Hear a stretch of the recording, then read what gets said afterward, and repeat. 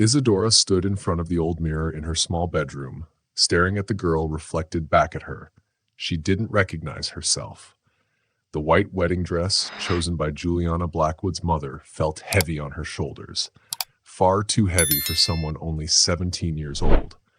Her freckles, usually something she barely noticed, seemed more obvious today. Her brown eyes stared back at her, filled with fear she tried so hard to hide. "You look beautiful, my darling," said her mother, Regina, her voice trembling as she adjusted Isadora's veil. The room, cramped and stuffy in the December heat, felt too small for both of them. The air was thick, and it felt even harder for Isadora to breathe. She forced a smile at her mother, but her heart wasn't in it. She kept thinking about the argument she'd overheard the night before. Her parents had been in the kitchen, believing she was asleep. But Isadora had been lying in bed, wide awake, when she heard her father's voice, filled with frustration and sadness. "We don't have a choice, Regina. The debts are piling up. The bank will take the house. Juliana Blackwood is our only hope." The words had echoed in her head ever since. A loud car horn outside broke through her thoughts. The limousine was here to take her to the church. Through the window, she saw neighbors gathered on the sidewalk, whispering and staring. Some called her the modern Cinderella, though she knew they weren't being kind. Regina took her daughter's hands and looked at her with watery eyes. "You don't have to do this, Isadora. We'll figure something out. We always do." But Isadora only shook her head. She had practiced her reply many times, and it came out automatically. "No, Mom, it's okay. This is the best thing to do." She wasn't sure if she believed it anymore, but it was too late to back out now. 2 months ago, Isadora had been a regular teenager, helping her family by working at charity events and odd jobs. She met Juliana Blackwood at one such event, where she was serving drinks. Juliana Blackwood was 42, a widower, and one of the most influential businessmen in Boston. He had spent the evening watching her, though she didn't understand why. The next day, Juliana Blackwood came to her father with a proposal: marriage. If Isadora became his wife, he would pay off all her family's debts. To Juliana Blackwood, it was a simple business deal. To Isadora's father, it was a lifeline. When she first met Juliana Blackwood formally, she noticed how cold and calculating he was. He rarely smiled and treated her more like a contract than a person. Still, her family needed saving, and she felt it was her duty to help. Her father appeared at her bedroom door. His eyes were red, a sign of a sleepless night. "It's time," he said quietly. As the limousine carried her to the church, Isadora stared out the window. She saw familiar streets, each place holding a happy memory of her simple life. The park where she played tag with her friends, the ice cream shop where she worked summers, the public library where she dreamed of a different future. She wondered if she'd ever be able to return to these places. The Cathedral of Santa Cruz was filled to the brim. On one side of the aisle were Juliana Blackwood's guests, wealthy businessmen, politicians, and socialites dressed in their finest clothes. On the other side, Isadora's small group of family and close friends looked out of place in their simple Sunday best. At the altar, Juliana Blackwood waited in an expensive tuxedo, his tall, serious figure casting a shadow over the room. His sharp blue-gray eyes didn't show any warmth. To him, this was just another transaction. As she walked down the aisle, Isadora felt the weight of everyone's stares. When it was time for her to say her vows, she hesitated. Sunlight streamed through the stained glass windows, painting the floor in colorful patterns. For a moment, she thought about running, but then she heard her father's voice in her head. "We don't have a choice." "I accept," she finally said, sealing her fate. The reception was held at the Blackwood Mansion, a grand estate that felt like a palace.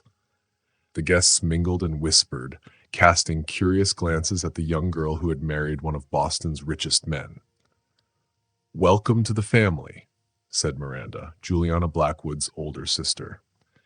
She handed Isadora a glass of champagne and smiled, but it wasn't genuine. I hope you're ready for your responsibilities. The Blackwoods have very high standards. Before Isadora could reply, Juliana Blackwood called her over to meet some of his associates. She followed him like a shadow, as she had promised to do. Watching him talk business, she thought about her old life, her friends who were preparing for college, her dreams of traveling, and the freedom she had left behind. That night, Juliana Blackwood showed her to their bedroom. "This is your new home," he said, his voice emotionless. "I expect you to adjust quickly." He climbed into bed and fell asleep without another word. Lying next to him, Isadora cried silently, staring at the stars outside the window. She realized this wasn't the end of her story. It was just the beginning of a much harder one. The days that followed blurred into a strict routine. Breakfast was served at 7:30 sharp. Juliana Blackwood read the newspaper in silence. The housekeeper, Mrs. Foster, watched Isadora closely, pointing out every mistake. "The napkins must be folded in 3 parts, not 2, she said one morning. Isadora missed her old, simple life. She asked Juliana Blackwood if she could visit her parents one weekend. He didn't even look up from his newspaper. "That's not possible. You have social obligations. Your family can wait." Her only escape was her best friend, Olivia, who called her often. "Isa, you need to get out of that house," Olivia said one day. But Isadora couldn't. Juliana Blackwood's sister, Miranda, had taken it upon herself to teach Isadora how to act like a Blackwood. "We need to fix your wardrobe," Miranda declared one afternoon, dragging Isadora to a shopping mall. Each expensive dress they bought felt like it was stripping away a piece of who Isadora really was. That evening, Juliana Blackwood talked about his work over dinner. Isadora tried to join the conversation, asking how he was coping. "It's not something you'd understand," he replied coldly, shutting her down. Later that night, Isadora found peace in the mansion's library. She loved reading, and it was the only place where she felt like herself. One evening, Julian, the young chauffeur, brought her a cup of chamomile tea. "You seem to like this spot," he said kindly.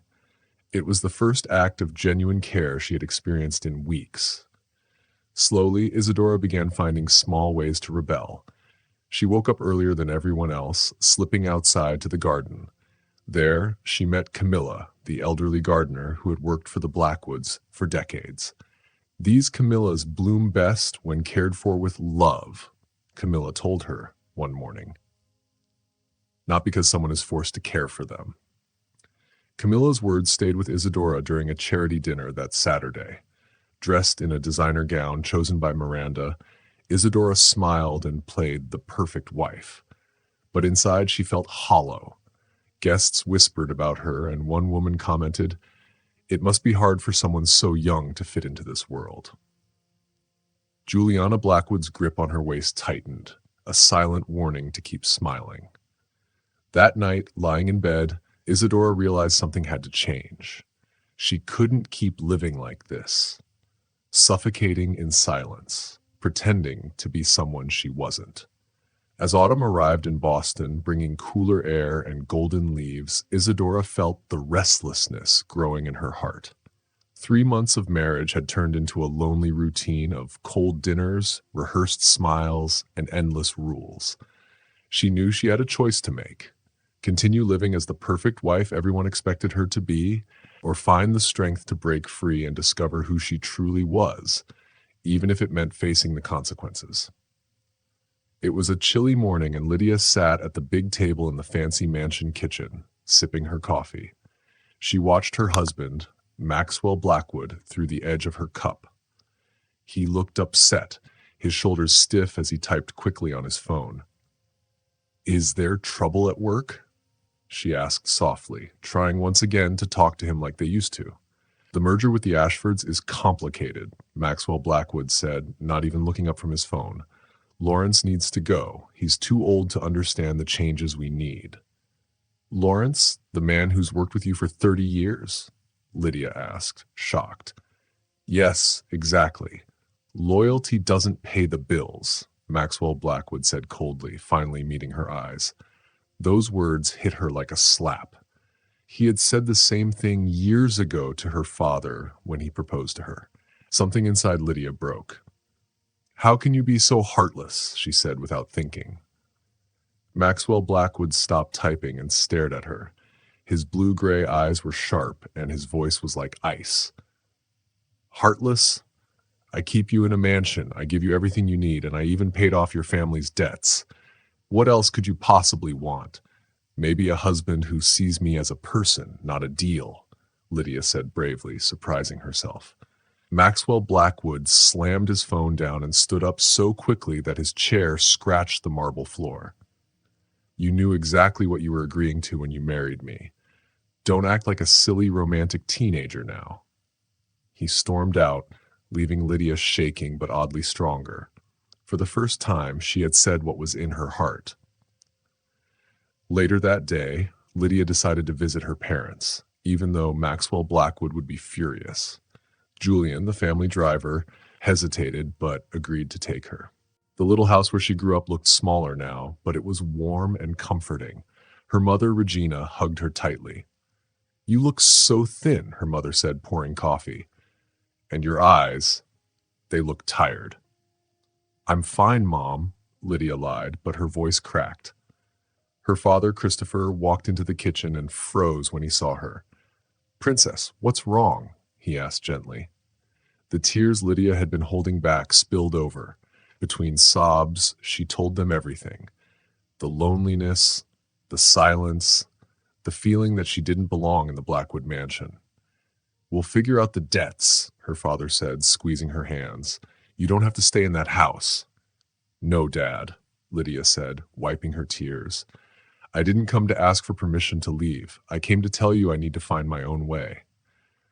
On the way back, Lydia asked Julian to stop at a little cafe. There, her friend Olivia was waiting for her. "I got a job," Olivia said excitedly, "at the municipal library. They need one more person, so I mentioned you." The idea of having a job and some independence made Lydia's heart race, but she knew Maxwell Blackwood would never allow it. When she returned home, her sister-in-law, Miranda, was waiting for her in the living room. "Where were you?" Miranda asked in a fake sweet voice. "Maxwell Blackwood is furious you left without permission." "I was visiting my family," Lydia said, holding her head high. Miranda stepped closer, her strong perfume filling the room. "Darling, you need to understand your place. Maxwell Blackwood is an important man. You can't just act like this." "No, Miranda," Lydia replied firmly. "You need to understand that I'm not a doll you can control." That night, when Maxwell Blackwood came home, they had their biggest fight yet. "Do you want a trophy wife?" Lydia shouted. "Then you should have married a statue." "Don't be ungrateful," Maxwell Blackwood yelled back. "I gave you a life you could never have dreamed of." "No, Maxwell Blackwood," Lydia said, her voice shaking with anger. "You gave me a golden prison and called it life." That night, Lydia slept in the guest room.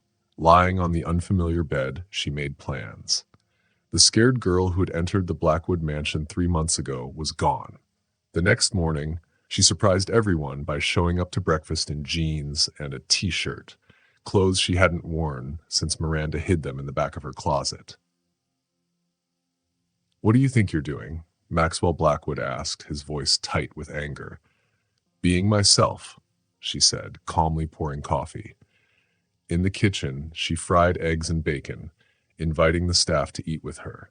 They hesitated, but finally joined her. For the first time in years, the line between the workers and the family was gone. When Maxwell Blackwood came downstairs, he found his wife laughing with the staff, completely ignoring the house's strict rules. "Can we talk?" he said, his voice sharp. In his office, Maxwell Blackwood shut the door hard. "Are you trying to embarrass me?" "No, Maxwell Blackwood," Lydia said, meeting his eyes. "I'm trying to live." That afternoon, Lydia went to the municipal library to apply for the job. "Your experience with literature is impressive," said Miss Ashford, the library director. "But aren't you Maxwell Blackwood's wife?" "Yes," Lydia said. "But I'm also Lydia Martinez, a graduate who loves books." Miss Ashford looked at her kindly. Your husband won't like this, will he? No, Lydia admitted, but this isn't his choice. Back at home, Miranda was waiting. You're ruining everything, she hissed. Maxwell Blackwood's reputation, our family name. Miranda, Lydia said calmly, your opinion matters as much to me as your shoes matter to hungry people. Over dinner, Maxwell Blackwood tried to bargain. Let's make a deal, he said. You keep up appearances at events, and I'll allow some of your little hobbies. I'm not negotiating my identity, Lydia said. I'm not a stock you can control. Later that night, Lydia got a call from Olivia. The Ashfords are going bankrupt, Olivia whispered. Arthur, the man Maxwell Blackwood fired, has papers that could ruin him. Lydia felt her stomach twist. She finally understood why Maxwell Blackwood had been so tense. But instead of feeling happy about his trouble, she felt a strange sadness. He was trapped too, in his world of power and money. The next morning, Lydia found a file Julian had left for her. Inside were papers that revealed the truth about Maxwell Blackwood's company, shady deals and broken promises. As she studied them, Maxwell Blackwood found her. Where did you get those? He asked, his voice trembling. Does it matter? Lydia replied. What matters is, how much did your soul cost, Maxwell Blackwood? Maxwell Blackwood poured himself a drink, even though it was early. You don't understand what it takes to carry on the Blackwood name. No, Maxwell Blackwood, Lydia said gently. I think you've forgotten how to be free. At the municipal library, Lydia tried to focus on her work, but her mind was elsewhere. She was supposed to catalog books and help visitors, but she kept thinking about some important papers she had seen. Miss Ashford, the wise library director, noticed her distraction. During lunch, Miss Ashford smiled and said something puzzling. Sometimes, the most important books are the ones that tell us truths we'd rather not see. Lydia didn't know exactly what she meant, but the words stayed with her. When Lydia returned to the grand Blackwood mansion later that day, her sister-in-law Miranda was pacing in the sitting room, looking upset. The Ashfords are threatening to go to the newspapers, Miranda blurted out. Arthur has copies of everything, the deals, the transactions, years of work. You mean fraud? Lydia asked quietly. Miranda stopped and glared at her. Don't be naive. That's just how the business world works. No, Miranda, Lydia said firmly. That's how you've chosen to make it work. Later that evening, Maxwell Blackwood, Lydia's husband, came home earlier than usual. He looked tired, with deeper lines on his face than she remembered. We need to talk, he said, his voice rough.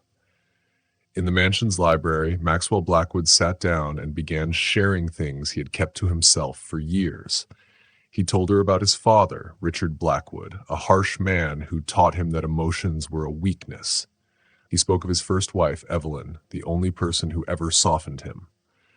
When Evelyn died, Maxwell Blackwood admitted, his voice trembling, I buried myself in work.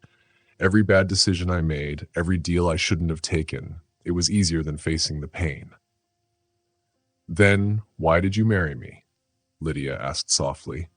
Because you reminded me of her, Maxwell Blackwood said, his voice barely above a whisper. Not how you look, but your strength, your kindness, it scared me. For the first time, Lydia saw Maxwell Blackwood not as the cold businessman she married, but as someone deeply hurt.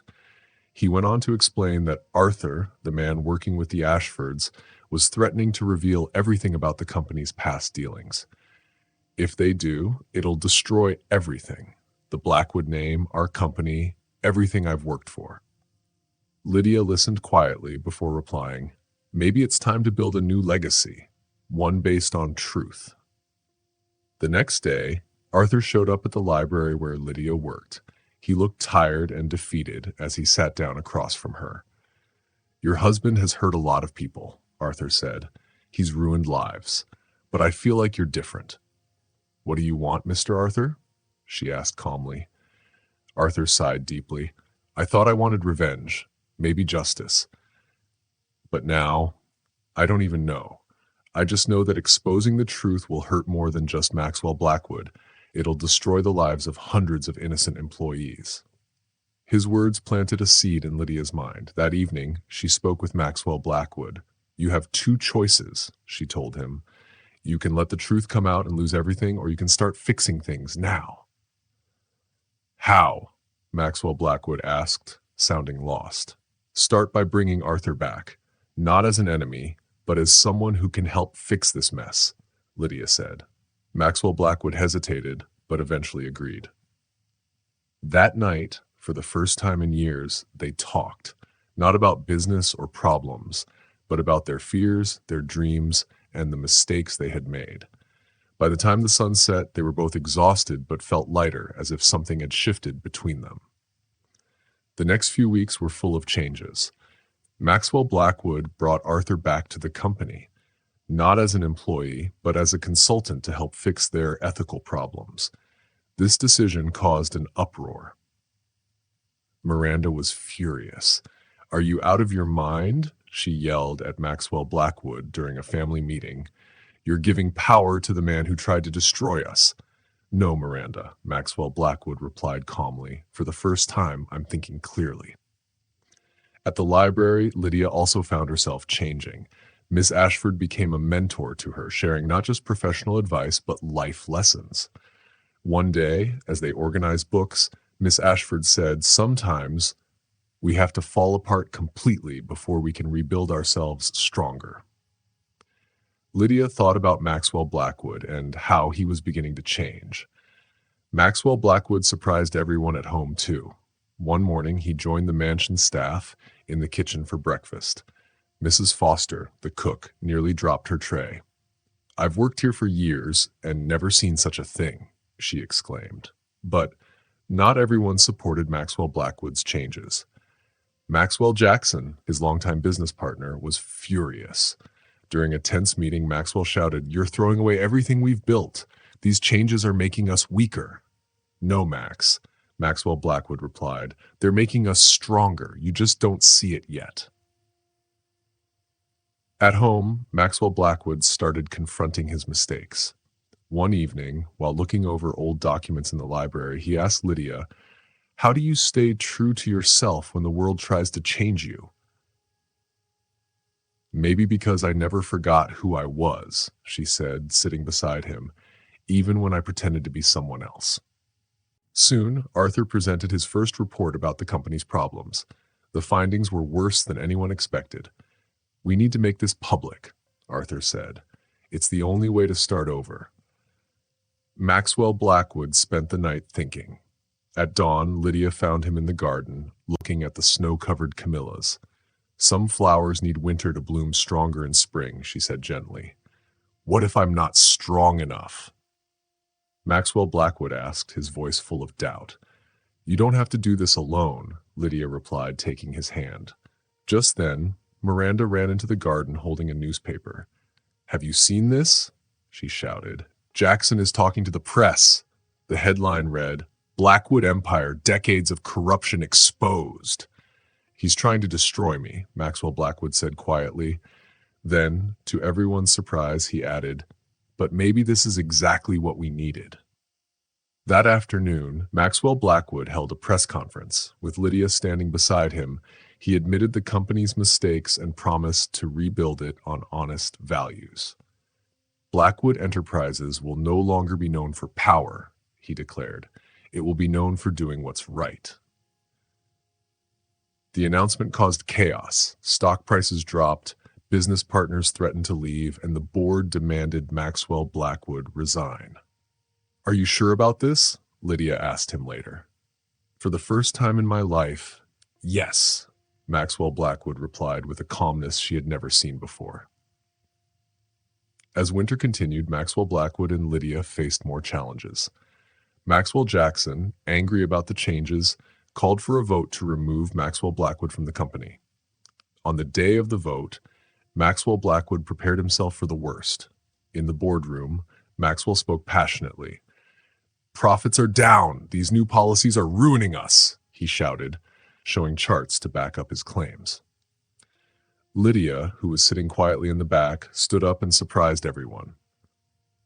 You're looking at the wrong numbers, she said. Complaints about workplace bullying have stopped. Fewer employees are quitting, and new investors who care about ethics want to work with us. Arthur quickly showed data to support her words. The room grew quiet as the board members considered this new perspective. Maxwell scoffed. You can't run a business on good feelings. No, Maxwell Blackwood said, standing tall. But you can build a future on integrity. The vote was close, but Maxwell Blackwood won by the narrowest margin. As they left the meeting, he turned to Lydia and said, for the first time, I'm not afraid of losing everything. Over time, the company began to change. Employees were happier, and Maxwell Blackwood was no longer the cold businessman he had been. One snowy evening, as Maxwell Blackwood and Lydia sat by the fire drinking hot chocolate, he said, I always thought losing control meant failing, but maybe it means learning how to really live. Lydia smiled at him. Change begins when we stop fighting who we really are, she said. As spring approached, the snow melted and the Blackwood mansion felt brighter. The crisis wasn't over, but Maxwell Blackwood and Lydia had started building something new, something honest. One cold evening, Jackson stormed out of the room, his face red with anger. He promised revenge as he slammed the door behind him. Meanwhile, Juliana Blackwood sat quietly in the car, staring out at the snowflakes falling outside. He seemed lost in thought. What's wrong? Lydia asked, noticing the serious look on his face. She turned to see his profile against the frosty car window. I'm thinking about how I used to be like Jackson, Juliana Blackwood admitted after a moment. I was so obsessed with power and numbers that I couldn't see anything else. But the difference is I chose to change. When they arrived at the grand Blackwood mansion, Mrs. Foster, the housekeeper, met them at the door. Her face looked worried as she spoke. Mrs. Blackwood, she said, addressing Lydia, your friend Olivia has been calling. She says it's urgent. Lydia quickly called Olivia back. What Olivia said shocked her to the core. Jackson was involved in Evelyn's death, Olivia revealed, her voice shaky. It wasn't just a car accident. Evelyn found out about some illegal money dealings, and she was going to tell the world. Jackson couldn't let that happen. Lydia felt like the ground beneath her was spinning. Evelyn was Juliana Blackwood's first wife, and now Lydia had to figure out how to tell him this terrible truth. But before she could decide, Jackson showed up at the mansion that same evening, his face full of anger and guilt. You're destroying everything, Jackson shouted at Juliana Blackwood in the entrance hall. What are you talking about, Max? Juliana Blackwood asked, his voice low and steady, though his eyes were sharp with suspicion. Jackson's face twisted, and he blurted, Evelyn, she was going to ruin everything. I had no choice. The room fell silent, the weight of his confession hanging heavily in the air. Mrs. Foster, who had just walked in with a tray of tea, froze. The tray slipped from her hands, the sound of shattering china breaking the silence. Jackson, startled, tried to escape, but Julian, the butler, blocked his way. The police arrived soon after and took Jackson into custody. The night was a whirlwind of statements, questions, and tears. Juliana Blackwood locked himself in his office, refusing to talk to anyone. It was Lydia who finally managed to get inside. She found him sitting in the dark, his face buried in his hands. For years, he said quietly, I blamed myself for Evelyn's death. I thought it was my fault for not being there, for working too much, for not seeing the signs. Lydia knelt beside him and took his hands in hers. You couldn't have known Juliana Blackwood, she said softly. But I should have, he replied, his voice cracking. Jackson was always there, whispering in my ear, pushing me further away from her. The next morning, Juliana Blackwood seemed like a new man. He gathered everyone in the mansion's sitting room and announced, I'm going to change the company. No more dishonest people on the board. We need leaders who value honesty and ethics. As the sun came through the windows, Lydia stood beside him, watching the light fill the room. Evelyn would be proud of you, she said quietly. For the first time in days, Juliana Blackwood gave her a small smile. "Thank you," he whispered. News of Jackson's arrest spread quickly, and it stayed in the headlines for weeks. Meanwhile, Juliana Blackwood began to change in ways no one expected. One day, Lydia found him in the attic, rummaging through old boxes covered in dust. "Look at this," he said, holding up a photo album. "These are pictures of Evelyn and me from when we were first married." Lydia sat beside him on the attic floor as he flipped through the pages. The photos showed a younger Juliana Blackwood, happy, carefree, and full of life. In one picture, he and Evelyn were dancing barefoot in the rain. "You look so free," Lydia said, smiling. "I was," Juliana Blackwood admitted. "We both were, but when I took over the company, I changed. I didn't listen to her when she tried to warn me." At the same time, Lydia's own life was transforming. At the municipal library where she worked, she started hosting storytelling sessions for children. The kids loved it, and it made her feel like she was making a difference. Back at the mansion, Juliana Blackwood decided to try cooking for the first time. "But sir," Mrs. Foster exclaimed in shock, "that's not proper." Juliana Blackwood laughed. "Maybe it's time we redefine what's proper in this house." Cooking became a nightly ritual for Juliana Blackwood and Lydia. At first, they burned almost everything, but they laughed through their mistakes. Over time, their meals improved, and so did their bond. When Juliana Blackwood's strict cousin Miranda visited, she was horrified by the changes. "You've turned this house into a circus," she said at dinner. "Maybe that's exactly what it needed," Juliana Blackwood replied with a grin, making Lydia burst into laughter. At the company, Juliana Blackwood continued to make bold changes. He introduced a profit-sharing program, giving employees a share of the company's success. Some old customers used to the shady practices of the past left, but Juliana Blackwood didn't waver. "Doing the right thing is what matters," he told his team. One evening, Juliana Blackwood joined Camilla, the gardener, in the garden. "You have to prune camellias at the right time," Camilla explained, carefully trimming a bush. "Like companies," Juliana Blackwood said thoughtfully. "And people," Lydia added as she joined them. Inspired by the changes in his life, Juliana Blackwood decided to turn the mansion's old meeting room into a community library. "Evelyn always wanted to do something like this," he explained to Lydia. "It's time we use our privilege to help others." Lydia led the project, and even Mrs. Foster, who was initially hesitant, got involved. Soon, the mansion was buzzing with activity, filled with books, community events, and laughter. One day, while organizing the library, Juliana Blackwood found a hidden diary that had belonged to Evelyn. With his permission, Lydia read an entry aloud. "Today, I saw a glimpse of the old Maxwell Blackwood. He helped a woman who had fallen on the sidewalk. For a moment, his eyes had the kindness I fell in love with. Maybe there's still hope." Tears filled Juliana Blackwood's eyes. That was 3 weeks before the accident. I never knew she noticed that moment. As the library opening approached, Juliana Blackwood received a letter from a law firm in New York. It was from Evelyn, written 10 years earlier to be delivered on that very day. That evening, Juliana Blackwood couldn't bring himself to open it. Instead, he handed it to Lydia and asked her to read it aloud. "Dear Maxwell Blackwood," she began, her voice steady but gentle. "If you're reading this, it means my suspicions were right. There were serious crimes in the company, but what scares me most is how power is changing you. The kind, loving Maxwell Blackwood I married is still there, buried under ambition.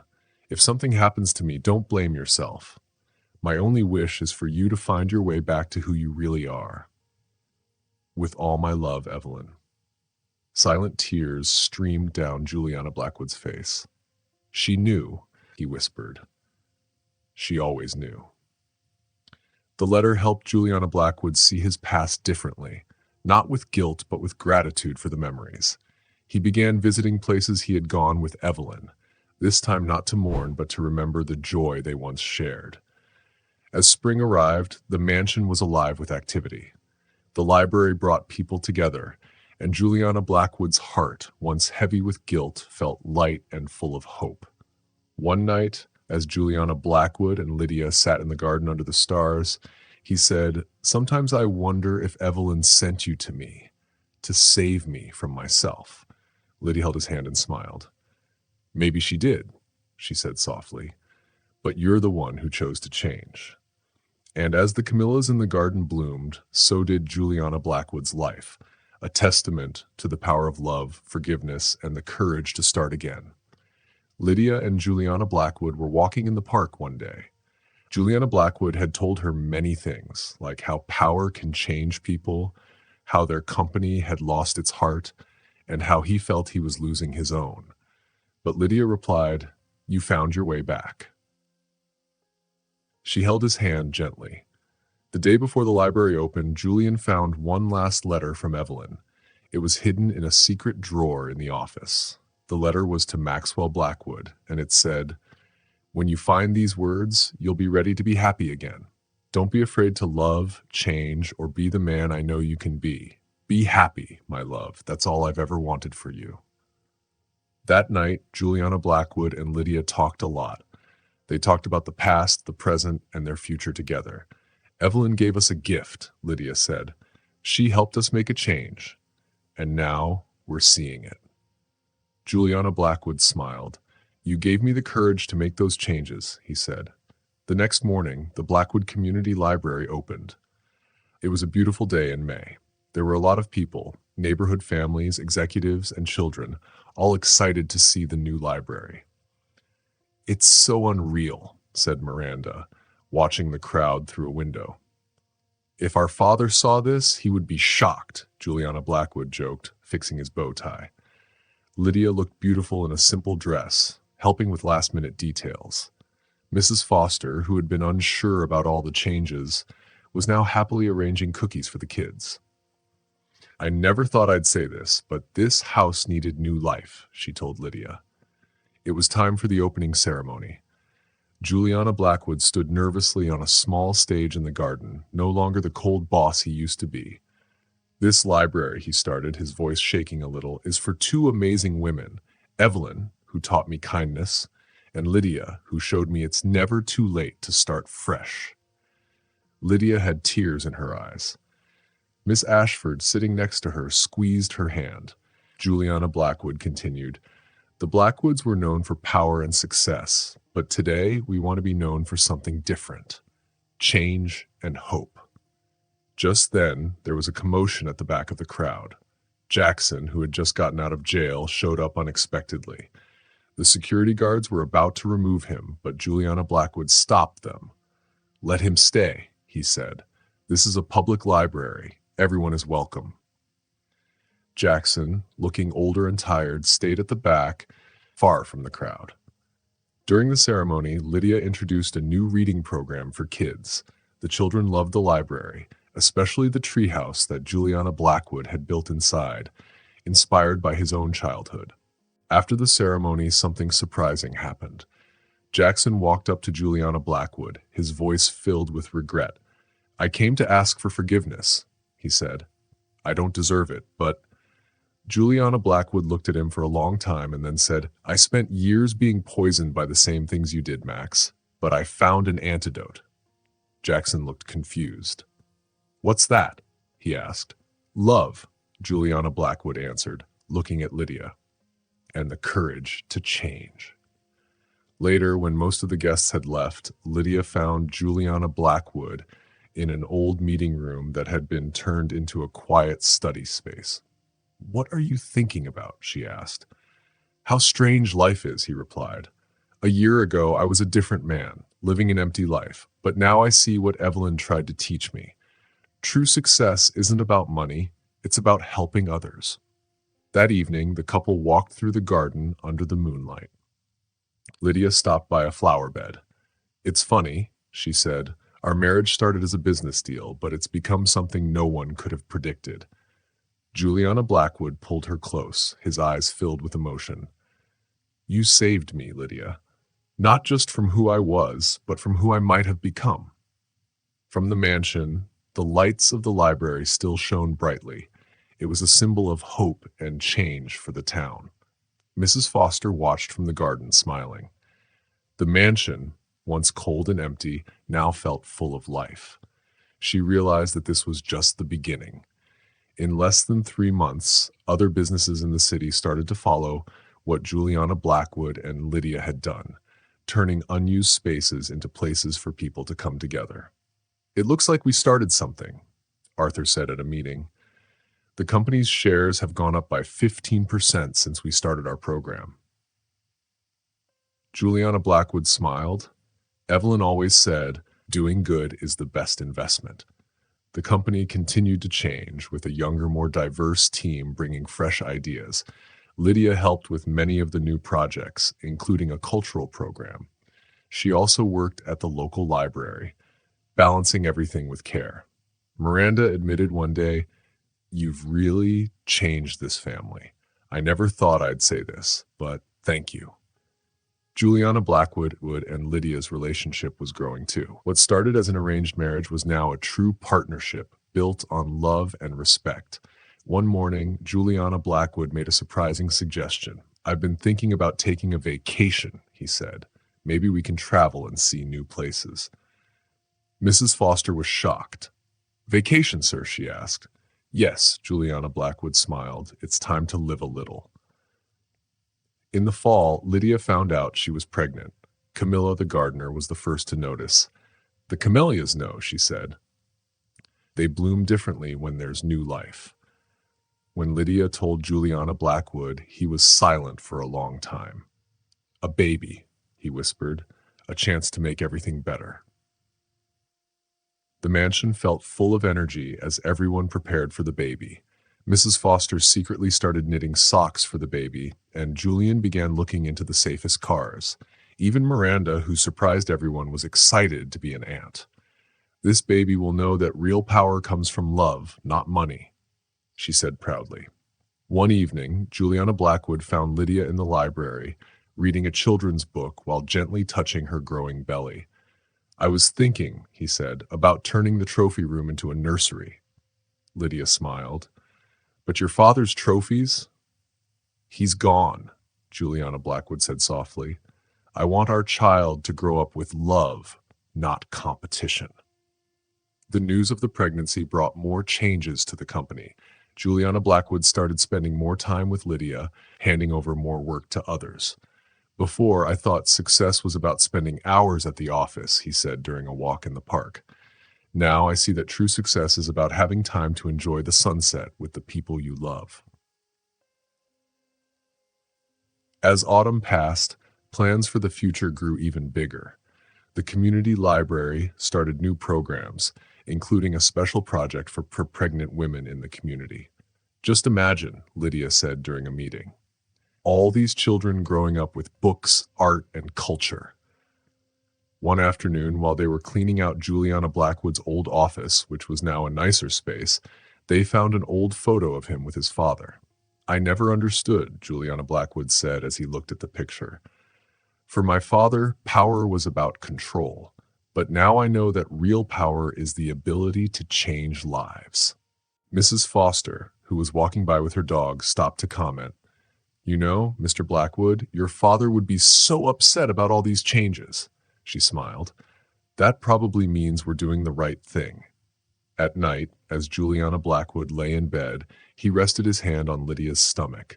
"Sometimes I wonder," he whispered, "if all of this wasn't part of a bigger plan." He looked at her. "Maybe the universe is teaching me what really matters." Lydia held his hand and smiled. "Maybe it is. Or maybe it's just what happens when we let love guide our choices." Outside, the golden leaves blew in the wind, showing that life is always changing.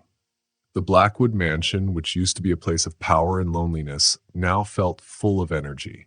It was a place where success was measured by how much good you could do, not by how much money or things you had.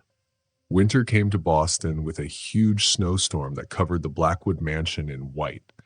It was Christmas Eve, and for the first time in many years, the house was full of life and warmth. "I never thought I'd see this day," Mrs. Foster said as she watched Juliana Blackwood help decorate the Christmas tree with the staff. Mr. Blackwood's father must be turning in his grave. Lydia, who was 6 months pregnant, smiled as she watched her husband struggle to untangle Christmas lights with Julian. She was having a baby girl, and they had just found out at the last doctor visit. "Let's call her Evelyn," Juliana Blackwood said, his eyes a little misty. "If you agree." The idea came after they found an old diary of Evelyn's. She had written, "I want to teach our children that kindness is not weakness. True success is about the good you do, not the things you own." The community library was now a lively cultural center.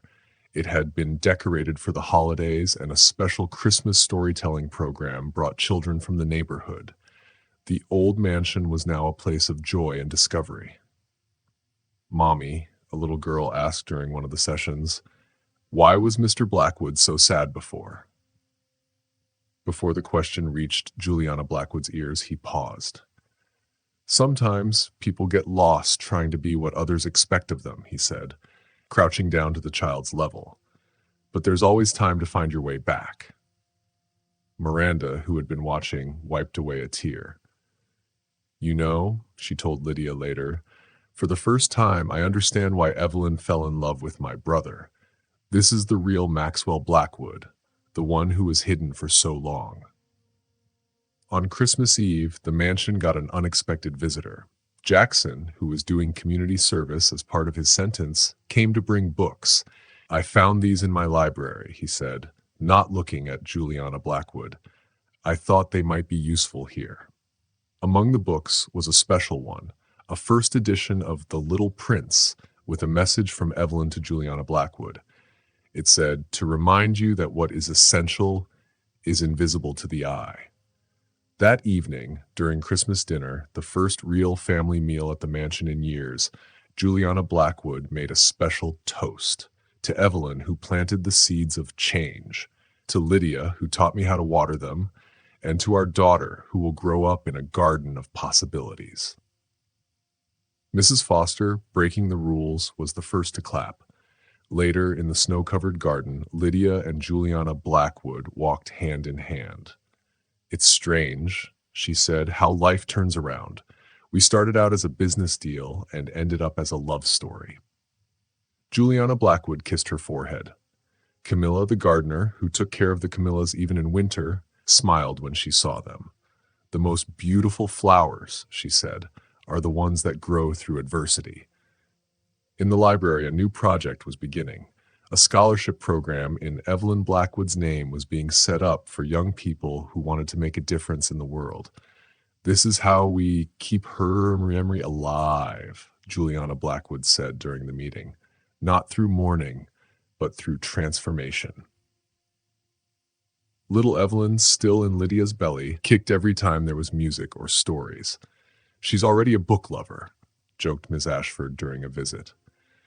At midnight, as the snow fell softly outside, Juliana Blackwood and Lydia stayed in the library surrounded by books and memories. "Do you think she'd be proud?" Juliana Blackwood asked softly. "Evelyn," Lydia smiled. "I'm sure she would be. And this little Evelyn will grow up knowing the strength of her love, which changed everything." The Blackwood Mansion, once a symbol of power and isolation, now pulsed with a new energy. The walls that used to hide secrets now echoed with laughter and stories. The garden, even in winter, seemed full of life. And so, under the Christmas snow, a new story began, no longer about power and appearances, but about love, redemption, and the courage to change. The circle was complete. Thank you for watching. If you like this story and want to see more, please subscribe to our channel. That way, you won't miss any new videos. Give us a thumbs up if you enjoyed it, and share what you think in the comments. We love hearing your thoughts. Also, don't forget to check out the other videos on our channel. We'll see you in the next story.